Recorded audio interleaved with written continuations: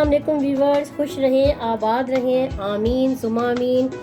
Viewers, आज मैं आपके लिए लेके आई हूँ बेसन की रोटी। पंजाबी में कहते हैं मिस्सी रोटी। बहुत ही मज़ेदार और लजीज लस्सी, चटनी और मक्खन के साथ। तो व्यूवर्स, आपने कहीं भी नहीं जाना, वीडियो को आपने एंड तक देखना है। और आपने अगर अभी तक मेरे चैनल को सब्सक्राइब नहीं किया तो आपने मेरे चैनल को करना है सब्सक्राइब, लाइक करना है और शेयर करना है। अब मैं चखती हूँ और बताती हूँ आपको कैसी बनी है। मज़ेदार और चटनी के साथ तो लाजवाब। तो व्यूवर्स, आपने वीडियो को मिस नहीं करना, तमाम स्टेप देखने हैं। तो चलते हैं व्यूवर्स रेसिपी की जानिए।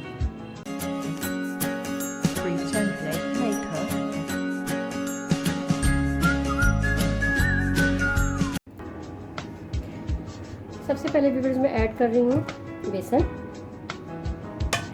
ऐड किया मैंने। अब मैं ऐड कर रही हूँ आटे का हाफ कप। फिलहाल के लिए मैंने रोक लिया है। अगर कभी डो जो है नरम हो जाए, अलबत्ता इसकी डो को तो हम गूंदेंगे सख्त, ये अच्छे से सख्त रहनी चाहिए डो इसकी ना। तो अगर इसकी डो नरम हो जाए तो आपने इसमें थोड़ा सा दोनों चीज़ें थोड़ी थोड़ी ऐड करके आटा गूंद लेना है। अब मैं इसमें ऐड कर रही हूँ नमक का,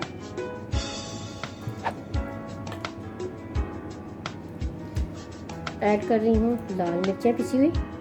लाल मिर्चें भी आप इसमें ऐड कर सकते हैं, दिखाऊंगी आपको जब भून के आप इसकी रोटी बनाएंगे एक छोटी सी। और फिर आप जो है इसमें चेक करेंगे कि नमक वगैरह कम तो नहीं है, तो आप फिर इसमें ऐड कर लेंगे। ये देखिए अनारदाना, इसमें अनारदाना मैं ऐड कर रही हूँ।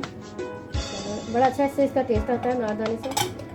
और कुटा हुआ थोड़ा थोड़ा साबुत भी है धनिया, बहुत ही अच्छी इसकी जो है ना खुशबू भी अच्छी आती है और इसका अरोमा भी बहुत अच्छा आता है। सबसे पहले तो हम ये ड्राई जो इंग्रेडिएंट है इन्हें हम जो है ना मिक्स कर लेते हैं। और फिर हम ये प्याज वगैरह भी इसमें ऐड करेंगे, ठीक है, ताकि अच्छी तरह से ये जो है नमक वगैरह सब अच्छी तरह से जो है मिल जाए। अब मैं इसमें ऐड कर रही हूँ प्याज, अच्छी तरह से मैं खोल कर इसे ऐड कर रही हूँ। ये देखें, थोड़ी सी हरी मिर्चें ऐड कर रही हूँ इसमें, और थोड़ा सा मैं हरा धनिया ऐड कर रही हूँ। अब इसे भी मैं मिक्स करूँगी। और अब मैंने ये सब मिक्स कर लिया। इसमें मैं अब ऐड कर रही हूँ घी का, इससे बड़ी अच्छी बाइंडिंग होती है। सबसे पहले मैं व्यूअर्स घी को मिक्स करूँगी आटे के अंदर। ये देखें, सबसे पहले मैं मिक्स कर लूँगी सारे घी को आटे के अंदर। थोड़ा सा और बच के घी में ऐड कर लेती हूँ। इसे मिक्स करने के बाद बहुत ही थोड़ा थोड़ा करके मैं इसमें ऐड करूँगी पानी, और मैं इसे भूनती जाऊँगी। बस पहले मैं इसको थोड़ा थोड़ा डाल के इसे भूनती जाऊँगी। पानी इसमें ज़्यादा ऐड नहीं करना, बहुत एहतियात के साथ इस आटे को हमने जो है सख्त आटा गूंदना है। जब ज़रूरत होगी तो थोड़ा थोड़ा हम इसमें ऐड करेंगे, बहुत थोड़ा थोड़ा, और मिक्स करते जाएंगे। ये देखें व्यूअर्स, मैं इसे 5 मिनट तक भूनती रही हूँ। बड़ा अच्छा सा ये देखें सेटल हो गया है। अब हम इसे निकाल लेते हैं।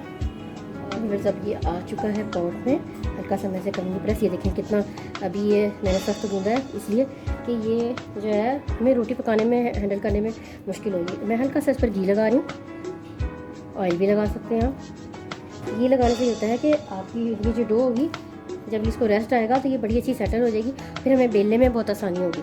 ये देखिए, इसको मैंने लगा दिया है। व्यूअर्स, कोई भी आटा हो, चाहे आप पराठों का आटा बनाएं, रोटी का आटा बनाएं, तो आप जब उसे रेस्ट देते हैं तो हमेशा उसकी रोटी अच्छी बनती है। तो हम भी इसको रेस्ट देंगे, 2 से 3 घंटों का रेस्ट देंगे कम से कम।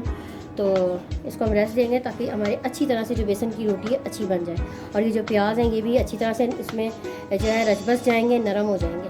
तो व्यूअर्स, हम 2 से 3 घंटे देंगे इसको रेस्ट के लिए। कवर करके मैं इसे फ्रिज में रखूँगी।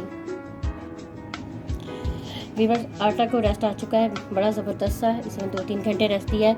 अब हम इसके बनाते हैं पेड़े। मैंने एक लिया पेड़ा, थोड़ा सा पेड़ा तोड़ा, आप अपने हिसाब से ले सकते हैं। और मैं इसे कर रही हूँ गोल। मैं थोड़ी छोटी छोटी रोटियाँ पकाऊंगी, आपकी मर्ज़ी, आप जैसे मर्ज़ी पकाएं। ये देखिए, मैं ये पेड़ा बन गया। अब मैं इसी तरह सारे पेड़े बना लेती हूँ। पेड़े बन चुके हैं। अब व्यूअर्स, तवा मैंने रख दिया है, अब हम इसे बेलते हैं। और रोटी पकाते हैं। सबसे पहले मैं इस पर पेड़े को मैं खुशका लगाऊंगी थोड़ा सा, और आहिस्ता हल्के हाथ से हम इसको बेलेंगे। पहले हल्की हल्की साइडें बेलेंगे। वीवर्स, इसका जो आटा होता है आम रोटी के मुकाबले में ज़रा नरम होता है। हल्का सा मैं इस पर छिड़कूँगी खुशका, हल्का खुश्क आटा मैं इस पर छिड़कूँगी और आहिस्ता आहिस्ता बेलूँगी। मैं आपसे यही कह रही थी कि आम रोटी से ज़रा ये आम आटे से ज़रा नरम होती है इसका आटा, तो इसलिए इसको ज़रा आराम आराम से ही बेलेंगे हम।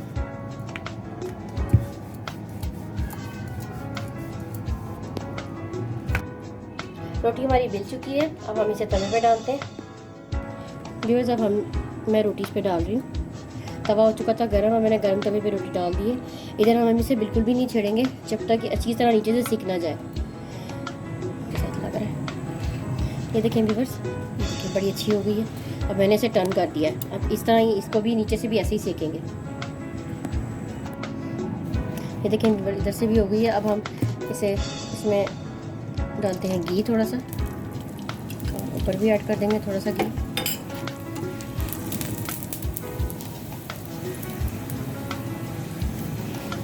अच्छे से हम इसको लाल होने तक सेकते रहेंगे, चेक करेंगे अभी नहीं हुई है।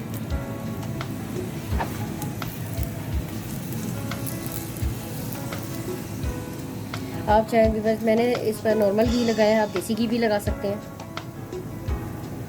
देसी घी पर्सनली ये है कि जब हम इस पर ऐड करते हैं तो बहुत ज़्यादा धुआं उठता है, तो वैसे भी देसी घी को कच्चा जो है रॉ कहते हैं कि खाना चाहिए, ज़्यादा पकाना नहीं चाहिए, बल्कि पकाना ही नहीं चाहिए। तो देखें बस पिछली साइड से भी होगी। अब हम इसे निकाल लेते हैं व्यूअर्स।